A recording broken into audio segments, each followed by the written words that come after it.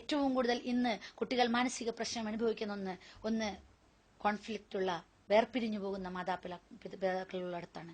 ഒരച്ഛനും അമ്മയും വേർപിരിയുമ്പോൾ അവർക്ക് ഒരുപക്ഷെ സ്വതന്ത്രമായ ജീവിതം കിട്ടിയേക്കാം, മറ്റൊരു ജീവിതം കിട്ടിയേക്കാം. പക്ഷെ അതിനിടയിൽ വേദന അനുഭവിക്കുന്നത്, കാലാകാലം മരിക്കുവോളം വേദന അനുഭവിക്കുന്നത് അതിനിടയിൽ നഷ്ടപ്പെട്ടു പോകുന്ന, എവിടെയോ ഉപേക്ഷിച്ചു പോകപ്പെടുന്ന മക്കളാണ്.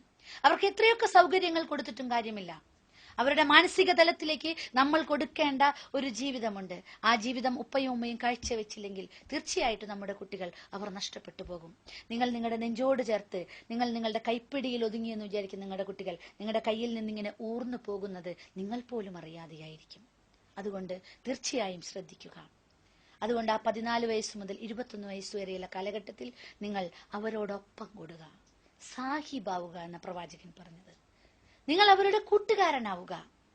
ഞാൻ പറയുന്നു, അതിന് ഫ്രണ്ട് ആവരുത്, ഫ്രണ്ട്ലി ആവണം.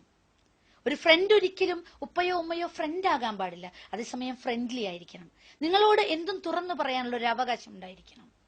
അവനൊരു കുഞ്ഞു തെറ്റുപറ്റിപ്പോയി, അല്ലെങ്കിൽ അവൾക്കൊരു കുഞ്ഞു തെറ്റുപറ്റിപ്പോയി, പക്ഷെ ആ തെറ്റുപറ്റിയത് നിങ്ങളോട് പറയുമ്പോൾ നിങ്ങളതൊരു മഹാസംഭവമാക്കാതെ നിങ്ങൾ അവനെ നെഞ്ചോട് ചേർത്ത് പിടിച്ച് എന്നിട്ട് എന്തു പറ്റി മോനെ എന്ന് ചോദിക്കാനുള്ള ഒരു ചെറിയ സാവകാശം. അവിടെയാണ് ക്ഷമ. ഇന്നല്ലാഹു മഅസ്വാബിരീൻ എന്നൊക്കെ നമ്മൾ കേട്ടുപഠിച്ചിട്ടുണ്ടെങ്കിൽ പോലും പലപ്പോഴും പുറത്തെല്ലാവരോടും ക്ഷമ കാണിക്കുമെങ്കിലും നമ്മുടെ വീടിനകത്തുള്ള ക്ഷമ പലപ്പോഴും മാതാക്കൾക്ക് നഷ്ടപ്പെടാറാണ് പതിവ്.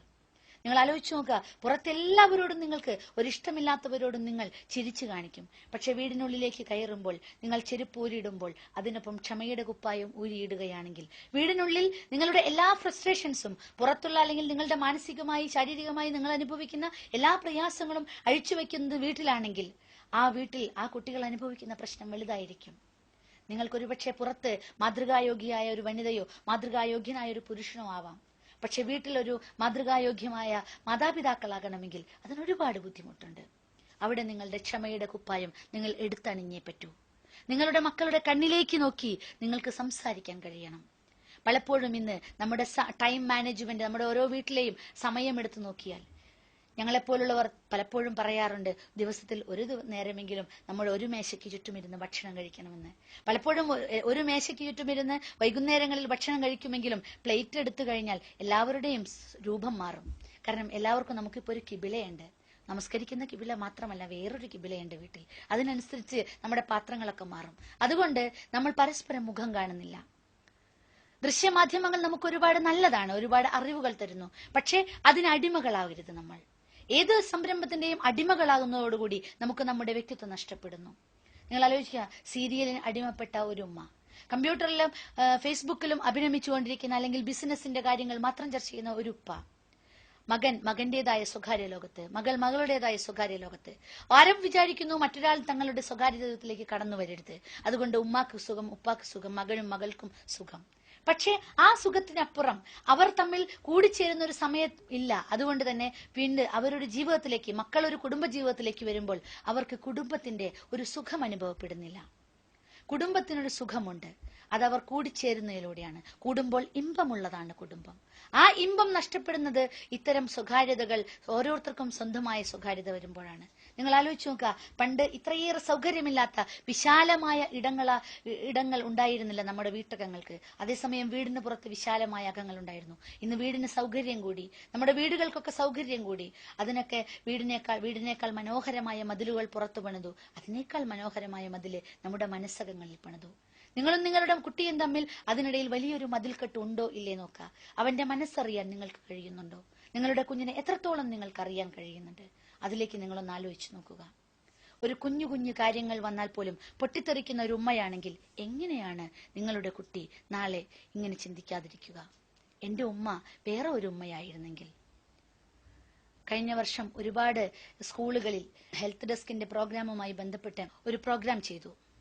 അവിടെ ചെന്ന് ആ കുട്ടികളോട് ചോദിച്ചു, നിങ്ങളുടെ ജീവിതത്തിൽ നിന്ന് ആരെങ്കിലും ഒന്ന് മാറ്റാൻ ദൈവം നിങ്ങൾക്കൊരു ഓപ്ഷൻ തരികയാണെങ്കിൽ ആരെയാണ് നിങ്ങൾ മാറ്റുക എന്ന് 14നും 16നും ഇടയിലുള്ള പ്രായത്തിലുള്ള കുട്ടികളോട് ചോദിച്ചപ്പോൾ 500-ലധികം കുട്ടികളുള്ള ഒരു സദസ്സിൽ 370 പേരും അവർ മാർക്കിട്ടത്, അവർ എഴുതി തന്നത് എന്റെ അമ്മയെ മാറ്റണമെന്നായിരുന്നു. ശരിക്കും ഒരമ്മ എന്ന നിലയ്ക്ക് ഒരു വളരെ വലിയ സങ്കടം തോന്നി. സ്വന്തം അമ്മയെ ജീവിതത്തിൽ നിന്ന് മാറ്റി വേറെ ഒരമ്മയെ പ്രതിഷ്ഠിക്കണമെന്നൊരു കുഞ്ഞിന് തോന്നണമെങ്കിൽ എവിടെയാണ് തെറ്റിപ്പോയത്? മകനാണോ, മകൾക്കാണോ, അതോ അമ്മയ്ക്കാണോ? അവിടെയാണ് നമ്മൾ ആലോചിക്കേണ്ടത്. ഞാനൊരു ഉമ്മയാണെങ്കിൽ എനിക്ക് എന്റെ കുട്ടിയെ എത്രത്തോളം അറിയാമെന്ന്, ഞാൻ ഒരുപാട് അറിയാമെന്നൊരു പക്ഷെ അഹങ്കരിക്കാം. പക്ഷെ എന്റെ കുട്ടി ഒരു പ്രശ്നത്തിലേക്ക് വരുമ്പോൾ, അവനൊരു തെറ്റ് ചെയ്യുമ്പോൾ ഞാൻ എങ്ങനെയാണ് അവനോട് പ്രതികരിക്കുന്നതെന്ന് തീർച്ചയായും ഒന്ന് മാറി ചിന്തിച്ചു നോക്കുക. ഒന്ന് കണ്ണടച്ച് നമ്മുടെ സെൽഫിലേക്ക്, നമ്മുടെ സ്വന്തം അഹംബോധത്തിലേക്ക് നമ്മൾ വരാം. എന്റെ സർക്കിൾ ഓഫ് ഇൻഫ്ലുവൻസിൽ നീയുണ്ടോ? എന്റെ പ്രിയപ്പെട്ട മകൻ എന്ന് പറയുന്നു, എന്റെ യശസ് ഉയർത്താൻ, എനിക്ക് പേരും പ്രശസ്തിയും തരാൻ, ഞാൻ ആഗ്രഹിക്കുന്ന ജോലി നേടാൻ, ഞാൻ ആഗ്രഹിക്കുന്ന ജീവിത നിലവാരത്തിലേക്ക് വരാൻ എന്റെ മകൻ ഉണ്ടാവണം. ഞാൻ ആഗ്രഹിക്കുന്ന ഡിഗ്രികൾ നേടാൻ എന്റെ മകൾ ഉണ്ടാവണം. ഞാൻ ആഗ്രഹിക്കുന്ന തരത്തിലുള്ള ഒരു കുടുംബം ഉണ്ടാവാൻ എന്റെ മകൾ ഉണ്ടാവണം. പക്ഷെ അവന്റെ ആഗ്രഹങ്ങളിലേക്ക്, അവന്റെ ബോധമണ്ഡലത്തിലേക്ക് എത്രത്തോളം സംഭാവന ചെയ്യാൻ ഒരു ഉമ്മ എന്ന നിലയ്ക്ക് എനിക്ക് കഴിഞ്ഞു? അവിടെയാണ് ഇസ്ലാം യഥാർത്ഥത്തിൽ ഒരു ഉമ്മയെ പരുവപ്പെടുത്തുന്നത്. നിങ്ങൾ അങ്ങനെ വെറുതെ അങ്ങ് ഒരു മകനെ അല്ലെങ്കിൽ മകളെ പ്രസവിച്ച് അവരങ്ങനെ വളർന്നോളുമെന്നല്ല, അവരെ നിങ്ങൾ വളർത്തുക, അവരെ നിങ്ങളുടെ നെഞ്ചോട് ചേർത്ത് വളർത്തുക. അതെ പ്രിയപ്പെട്ട ഉമ്മമാരെ, നമുക്ക് നല്ല മാതാവും നല്ല പിതാവും ഒക്കെ ആകേണ്ടതില്ലേ? നിങ്ങളുടെ എല്ലാവരുടെയും കണ്ണുകളിൽ ഞാൻ കാണുന്നത് ആ പ്രതീക്ഷയാണ്. എങ്ങനെയാണ് ഞാനൊരു നല്ല ഉമ്മയാവുക? ഞാൻ നിങ്ങളോടൊരു കൊച്ചു ചോദ്യം ചോദിച്ചോട്ടെ. എന്താണ് ലോകത്തിലെ 7 മഹാത്ഭുതങ്ങൾ? നിങ്ങൾക്കൊരു പക്ഷേ മറുപടി പറയാൻ കഴിഞ്ഞേക്കാം. താജ്മഹൽ എന്നും, ചൈനയിലെ വൻമതിലെന്നും, പാരീസിലെ ഈഫൽ ടവർ എന്നും, പിസാ ഗോപുരം എന്നും ഒക്കെ പറഞ്ഞേക്കാം. പക്ഷേ ഞാൻ പറയാൻ പോകുന്ന 7 മഹാത്ഭുതങ്ങൾ ഒരു ഉമ്മയ്ക്കുണ്ടാകേണ്ടതാണ്. ആ കഴിവുകൾ അള്ളാഹു നമുക്ക് മാത്രം നൽകിയ പ്രത്യേക കഴിവുകൾ, മനുഷ്യന് മാത്രം നൽകിയ കഴിവുകൾ. ആ 7 ലോകാത്ഭുതങ്ങൾ ഏതൊക്കെയാണെന്ന് അറിയേണ്ടതില്ലേ? ടു സീ, കാണാനുള്ള കഴിവ്. ടു ഹിയർ, കേൾക്കാനുള്ള കഴിവ്. ടു ടോക്ക്, സംസാരിക്കാനുള്ള കഴിവ്. ടു ലാഫ്, ചിരിക്കാനുള്ള കഴിവ്. ടു ലവ്, സ്നേഹിക്കാനുള്ള കഴിവ്. ടു ഫീൽ, അത് അനുഭവിച്ചറിയാനുള്ളത്. ടു ടച്ച്, സ്പർശിക്കാനുള്ള കഴിവ്. ആ 7 ലോക മഹാത്ഭുതങ്ങൾ നമ്മളിലില്ലേ? നമുക്ക് ഓരോരുത്തർക്കും ഇല്ലേ കഴിവുകൾ? നിങ്ങളൊന്ന് ആലോചിച്ച് നോക്കുക. കണ്ണിന്റെ ഒരു ശക്തി, ഒരുപക്ഷെ ഒരുപാട് കവികളും ഒരുപാട് കലാകാരന്മാരും ഇത്രയേറെ വർണ്ണിച്ച മറ്റൊരു സെൻസ് ഓർഗൻ നമുക്കുണ്ടായിരിക്കില്ല. ഈ കണ്ണിന്റെ അത്ര പവറുള്ള ഒരൊറ്റ ലെൻസും ഇത്രയേറെ ശാസ്ത്രം വികസിച്ചിട്ടും ഇന്നേ വരെ കണ്ടുപിടിക്കപ്പെട്ടിട്ടില്ല. എങ്കിൽ എത്രയോ അന്ധന്മാർക്ക് കണ്ണിന് കാഴ്ച കിട്ടിയേനെ. പക്ഷെ ഈ കണ്ണിൽ നിന്നും കണ്ണിലേക്ക്, മറ്റൊരാളുടെ കണ്ണിലേക്ക് പ്രവഹിക്കുന്ന ഒരു തരംഗമുണ്ട്, വേവ് ലെങ്ത് ഉണ്ട്. നിങ്ങളുടെ കുഞ്ഞിനും നിങ്ങൾക്കുമിടയിൽ അത്തരം ഒരു വേവ് ലെങ്ത് ഉണ്ടായിരിക്കണം. നിങ്ങളുടെ കുട്ടിയുടെ ശരീരം മാത്രമല്ല, അവന്റെ മനസ്സും കാണാനുള്ള ഒരു കണ്ണ് നിങ്ങൾക്കുണ്ടായിരിക്കുക. അവന്റെ മനസ്സിലെ വേദനകളും പ്രയാസങ്ങളും അവന്റെ ആഗ്രഹങ്ങളും കാണാനുള്ള ഒരു കണ്ണുണ്ടായിരിക്കുക. അവനെ കേൾക്കാനുള്ള ഒരു കാതുണ്ടായിരിക്കുക. പടച്ചതമ്പുരാൻ പറഞ്ഞു നമ്മളോട്, അധികം പറയേണ്ട, നീ കുറെ കേൾക്കൂ. മറ്റുള്ളവരെ കേൾക്കാൻ വേണ്ടിയാണ് 2 കാതുകളും ഒരൊറ്റ നാവും തന്നത്. പക്ഷെ ഇന്ന് നമ്മൾ നമ്മുടെ കുട്ടികളുടെ അടുത്ത് പ്രയോഗിക്കുമ്പോൾ പലപ്പോഴും മറ്റെല്ലായിടത്തും ക്ഷമ കാണിച്ചാലും നമ്മുടെ കുട്ടികളുടെ അടുത്ത് നമ്മൾ ഒരുപാട് പറയും. അവർ പറയുന്നത് കേൾക്കാനുള്ള ഒരു മാനസികാവസ്ഥ പലപ്പോഴും ഉമ്മമാർക്കുണ്ടാവാറില്ല.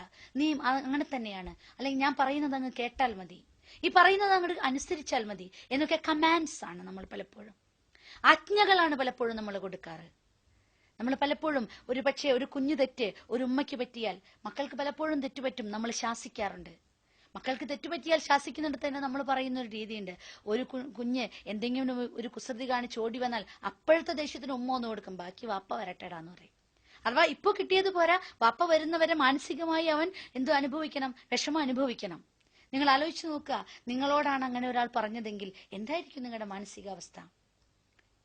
അതുകൊണ്ട് തന്നെ നിങ്ങൾ ആ അർത്ഥത്തിൽ നിങ്ങൾ ആലോചിച്ച് നോക്കുക. ഫീൽ, ടു ഫീൽ, അനുഭവിക്കുക എന്ന് പറയുന്നത് ഓരോരുത്തരും, ഞാനോ നിങ്ങളോ നല്ല ഉമ്മയോ വാപ്പയോ ആണെന്ന് പറയേണ്ടത് നമ്മുടെ മക്കളാണ്, നമ്മളല്ല. ഞാനോ ഉമ്മയോ നല്ല വാപ്പയാണ്, ഞാൻ നല്ലൊരു ഉമ്മയാണെന്ന് പറയേണ്ടത് എന്റെ മക്കളാ. കാരണം എന്നിൽ നിന്ന് അനുഭവിക്കാൻ കഴിയുന്നത് എന്റെ മക്കൾക്കാണ്. ആ അനുഭവിക്കാൻ അവർക്ക് കഴിയുന്നുണ്ടോ ഇല്ലയോ നോക്കുക. പലപ്പോഴും ഇന്ന് എല്ലാ സൗകര്യങ്ങളും കൊടുത്തു കഴിഞ്ഞിട്ടും അവർ പല പ്രണയ കേസുകളിലും അവിഹിത ബന്ധങ്ങളിലും ചെന്ന് ചാടുമ്പോൾ പറയാറുള്ളത്, എന്റെ വീട്ടിൽ നിന്ന് എനിക്ക് സ്നേഹം കിട്ടിയിട്ടില്ല. എന്താണ് സ്നേഹം? ആ സ്നേഹം അനുഭവിക്കാൻ കഴിഞ്ഞിട്ടില്ല എന്നാണ് അതിനർത്ഥം. നിങ്ങൾ കൊടുക്കുന്ന പൈസയിലോ നിങ്ങൾ കൊടുത്ത സൗകര്യത്തിലോ നിങ്ങളുടെ ബാക്കി എല്ലാ സൗകര്യങ്ങൾ ഒരുക്കി കൊടുക്കുന്നതിലോ പാകപ്പിഴകൾ സംഭവിച്ചിട്ടല്ലാതെ, പക്ഷെ നിങ്ങൾക്ക് അവർക്ക് കൊടുക്കാൻ പറ്റുന്ന